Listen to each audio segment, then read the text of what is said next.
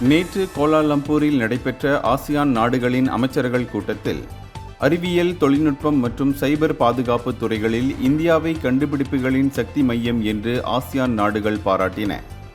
பாதுகாப்புத்துறை அமைச்சர் காலிட் நொர்டின் தலைமையில் நடைபெற்ற இந்த கூட்டத்தில் டிஜிட்டல் பாதுகாப்பு மற்றும் புதிய கண்டுபிடிப்புகளில் இந்தியாவுடன் கூட்டுறவை மேலும் ஆழப்படுத்த ஆசியான் திட்டமிட்டுள்ளதாக தெரிவிக்கப்பட்டது. இராணுவ பலத்திற்காக மட்டுமல்லாமல் உயர் தொழில்நுட்ப ஆராய்ச்சி மற்றும் சைபர் நிர்வாகத்திற்காகவும் இந்தியா உலகளவில் முன்னணியில் இருப்பதும் இந்த கூட்டத்தில் முக்கியமாக எடுத்துரைக்கப்பட்டது.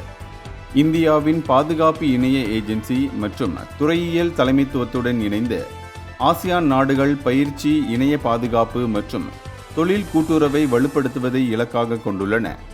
இதன் மூலம் பிராந்திய பாதுகாப்பில் சார்பு நிலையை குறைத்து அதிக சுயசார்பை ஏற்படுத்த முடியும் என்று எதிர்பார்க்கப்படுகிறது. இந்த சந்திப்பு கூட்டுத் திட்டங்கள், அறிவியல் பரிமாற்றங்கள் மற்றும் மூலோபாய உறவுகள் மீதான ஆர்வத்தை அதிகரித்துள்ளது. துரிதமாக மாறிவரும் டிஜிட்டல் உலகில் பாதுகாப்பு மற்றும் முன்னேற்றத்தை நிலைநிறுத்த இரு தரப்பும் உறுதி பூண்டுள்ளன. இந்தியர்களின் இதய குரல் மக்களோசை.